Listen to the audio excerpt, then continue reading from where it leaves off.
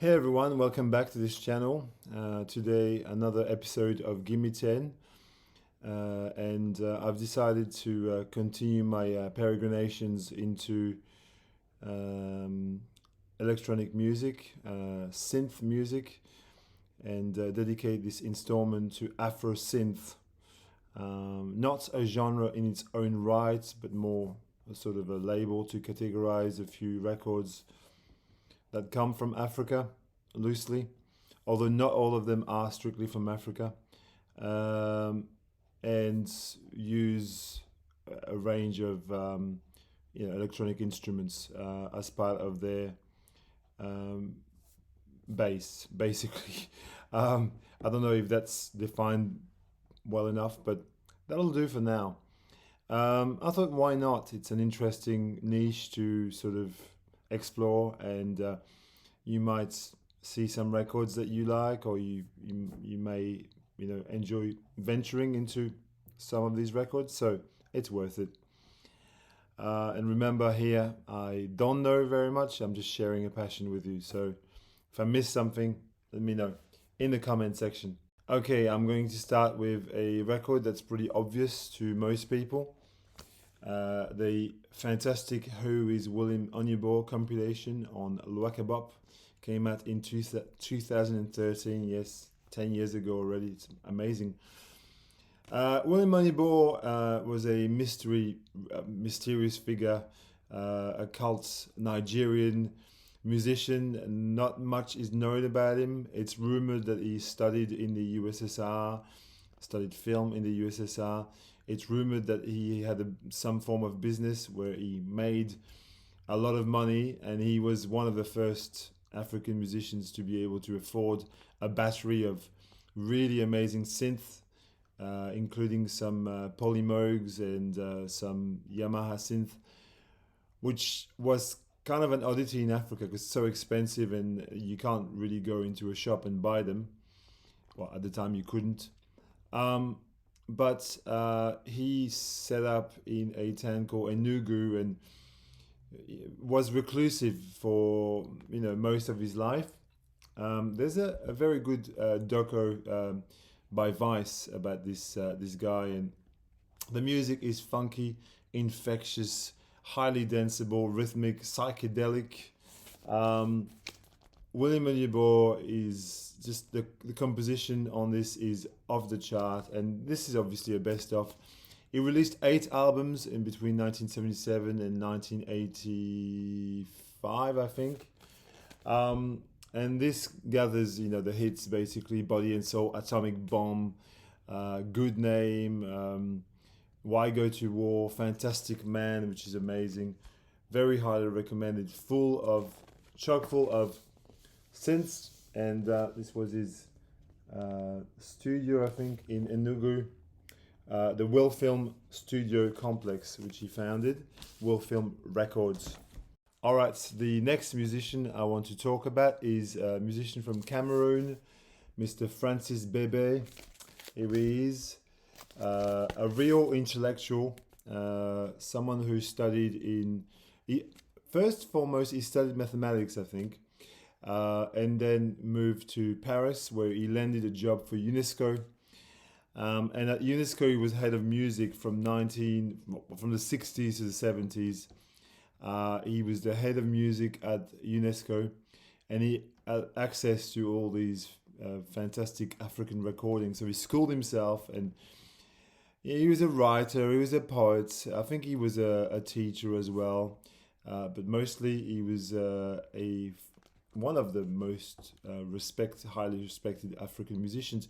The first African musician to merge synths, keyboards, drum machines with traditional African instruments.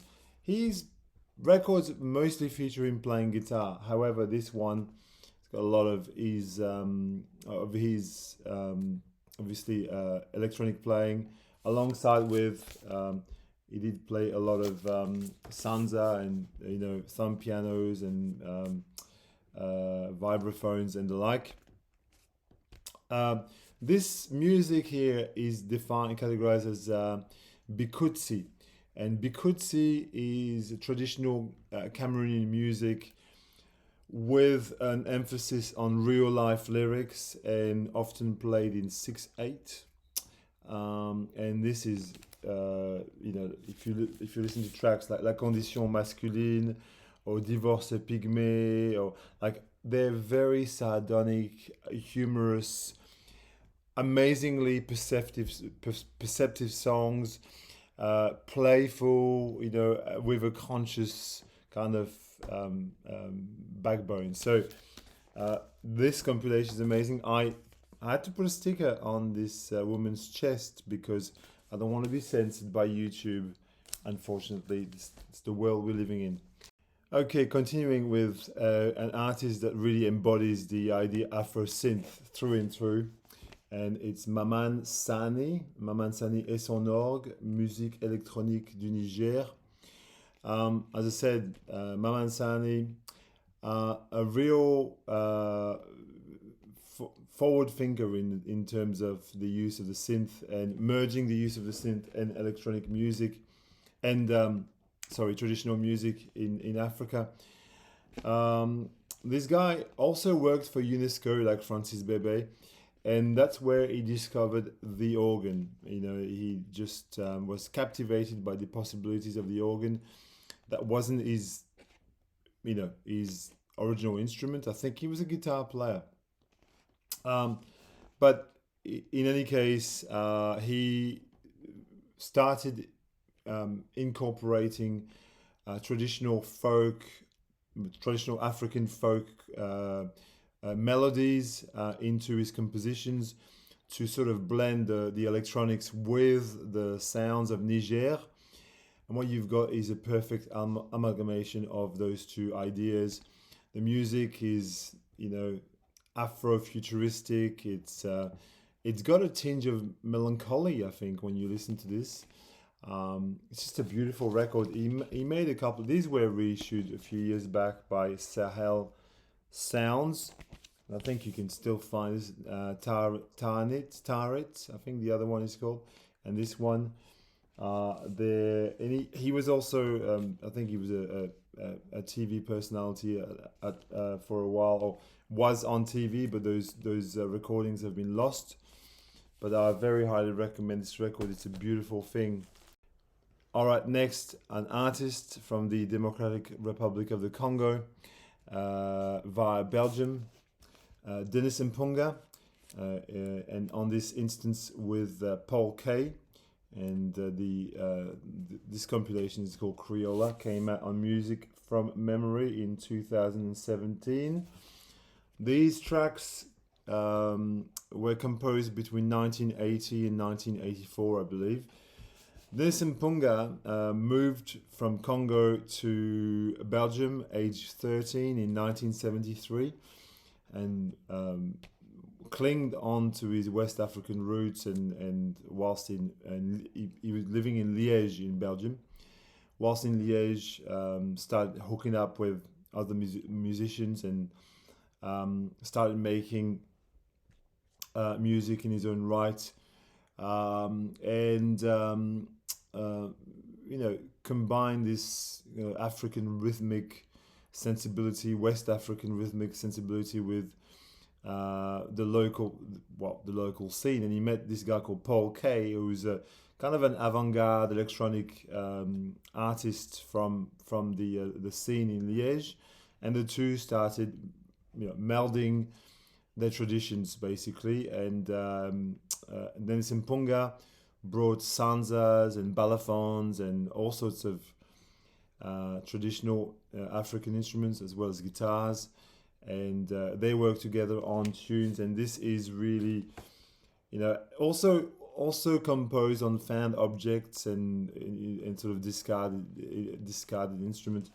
So this is a very sort of minimal wave-esque record in a way. It's got, but and I love what they've done with the cover image and how they sort of amalgamate the running ostrich with what he's eating. You think he's eating ostrich. This is a very funky, very also sort of lo-fi but very cool electronic LP, and I urge you to take a listen to it. Next, I would want to talk about an artist from Algeria. I've gone to every country possible there, not all countries. This is Ahmed Malik, and this is reissue on Habibi Funk, a German label. Great German label, actually. Specializes in Middle Eastern and African, oddities, basically. And this is Ahmed Malik and Flaco, the electronic. I'm sorry about the glare. Electronic tapes. Ahmed Malik was he's now passed away for many years.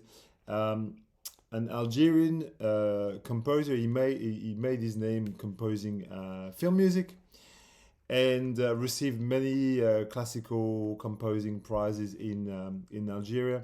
Grew up in Algiers, lived there all his life, and this is again amalgamation of Arabic folk, can't speak, Arabic folk music and progressive electronic kind of sounds, where Ahmed Malik experimented with, I don't know, things like, it's not known, but it's assumed that he had at least Roland and Korg synths amongst his arsenal of musical weapons.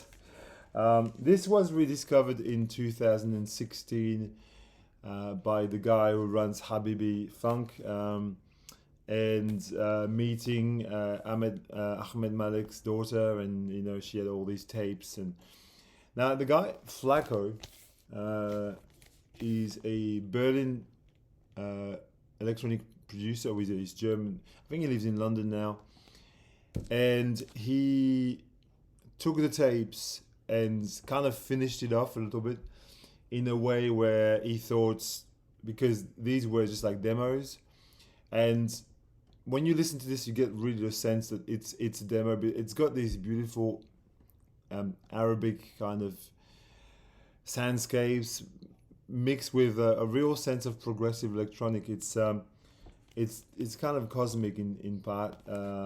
So just take a listen. I mean, as per usual, take a listen. All right, the next record is fairly well known. It's a record from Ethiopia this time.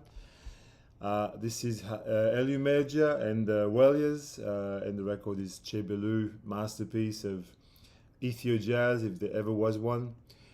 So this guy obviously he's a piano player, a keyboardist by trade, and a key figure on the Ethio jazz scene, alongside with Mulatu Astadke and Mahmoud Ahmed, and all these names that if you're into Ethio jazz, you've heard at least in passing. This guy now lives in Washington D.C. has stopped performing in 1991, I think, and has been working as a taxi driver in Washington D.C. since 1998, which is a bit sad because this guy is a true talent. He's a force, really. This record is funky, hypnotic, dynamic, all these kinds of adjectives, and freaking seminal indeed. But yeah, the funky rhythmic side, the jazzy side that you get from this record is undeniable. It's a monster, really.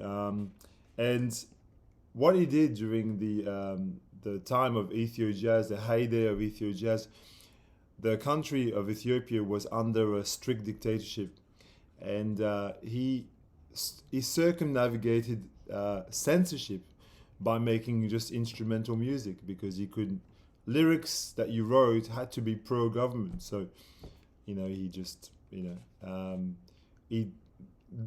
did with that idea by just, did away with that. This is a fantastic record. Everybody should own it. That's what I'm going to say. Very funky, jazzy record. Okay, I'm going to continue with this fabulous release, Wally Badarou, Echoes, which came out in 1977, I think, on Island Records. This is a really, really incredible piece of musical history. This Wally Badarou was born in Paris, but firmly anchored in West African roots. He's from Benin originally, and also a pretty clubby guy, very highly educated. Uh, learned the piano, learned the keyboard, joined Level 42, the Brit Funk stalwarts, although never formally recognized as one of their permanent members. He's like the fifth member, unofficial member of Level 42.